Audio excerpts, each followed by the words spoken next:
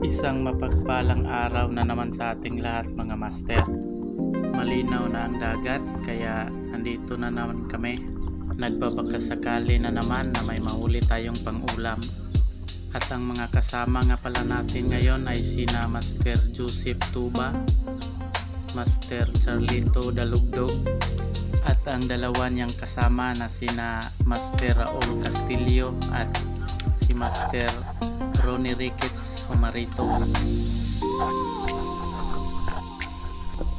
At sa una nga nating pagsisid ay nakakita agad tayo ng isang kitong, kaya tinira na rin natin.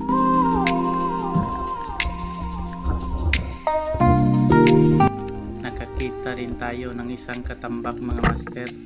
Good size na ito kaya kinuha na rin natin. Saging-saging ang tawag namin sa isdang ito mga master. Goods na kaya ulamin pa rin natin ito.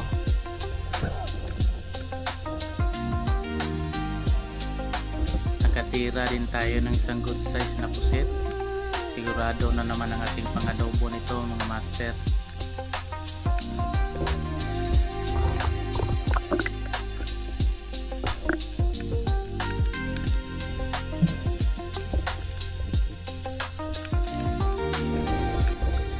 Sa unahan ay nakadaan na naman tayo ng isang katambak, kaya tinira na rin natin ito at pangdagdag na rin ito sa ating pangprito.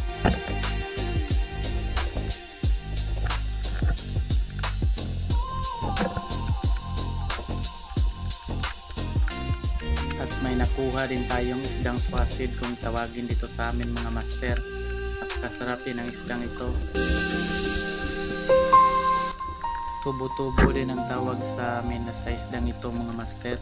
Napakalambot ng laman ito kaya napakasarap nitong ulamin.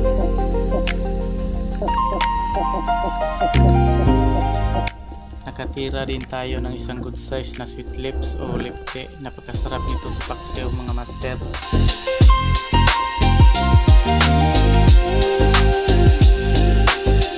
At sa unahan ay nakatira na naman tayo ng isang pusit. Nadagdagan na naman ng ating pang-adobo mga master. At nakadaan na naman tayo ng isang tubo-tubo kaya hindi na natin pinlampas pa mga master.